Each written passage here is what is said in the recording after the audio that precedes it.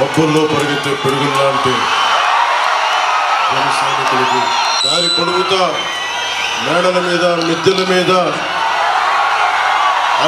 ప్రేమాభిమానంతో ప్రేమాన్ని కురిపిస్తున్నాం.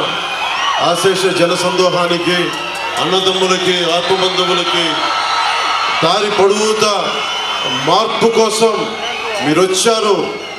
మాకు నిరాజనాలు పలికిన ప్రతి ఒక్కరికి నా హృదయపూర్వక నమస్కారం. నువ్వు హారతిస్తున్నావు తమ్ముడు, ఇది నాకు ఇవ్వట్లేదు, మార్పు కోసం హారతిస్తున్నావు.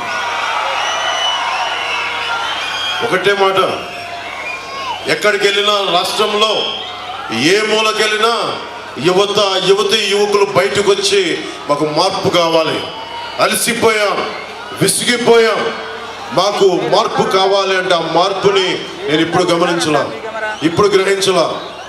వైసీపీ వచ్చిన రోజునే గ్రహించాను. అందరం ప్రజలు తప్పు చేశారు ఆ రోజున. ఆ రోజు నుంచి ఈ రోజు వరకు నేను మీకోసం పోరాటం చేస్తూనే ఉన్నాను. ఇదే 2009లో మన మీద ఉన్నది పార్టీని నడపలేకపోయాం. పార్టీని నడపడం మీకు చేత కాదని అన్నారు. ఆ మాట తప్పని ప్రూవ్ చేయడానికి దశాబ్దం నుంచి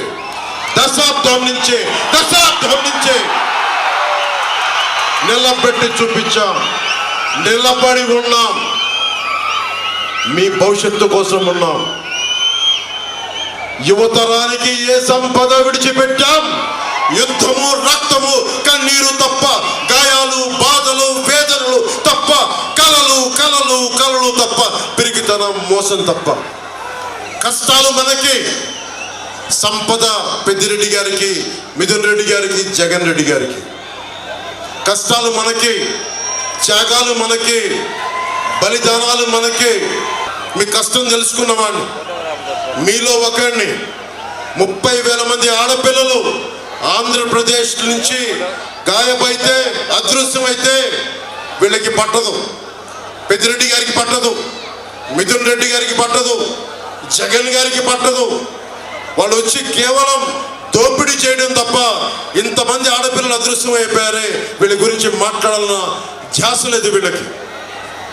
ఢిల్లీలో ఒకరోజు మిథున్ రెడ్డి గారు కనిపించారు.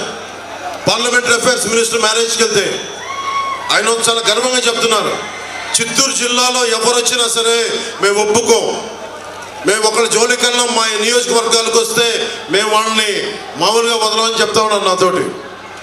మిథున్ రెడ్డికి ఒకటే చెప్తా ఉన్నా, మిథున్ రెడ్డి నీకు పిఠాపురంలో పనేంటి అంటే, రాష్ట్రం మీకు గుత్తాధిపత్యం అనుకుంటున్నారా? మీరు రాష్ట్రం ఒక్కరిది అనుకుంటున్నారా? రాష్ట్రం మీ 5 మందిది అనుకుంటున్నారా? ఇన్ని కోట్ల మంది ప్రజలను మర్చిపోయారా? ఇన్ని విభిన్నమైన కులాలను మర్చిపోయారా? అక్కడ రోజు నమాజ్ చేసే ముస్లిం సమాజాన్ని మర్చిపోయారా?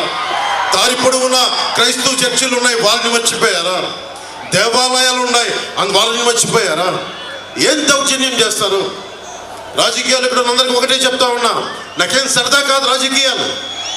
అడ్డగోలుగా ప్రతి అడ్డమైన ఎదవ చేత తిట్టించుకోవడానికి నాకు పౌరుషం లేదనుకుంటున్నారా మీరు?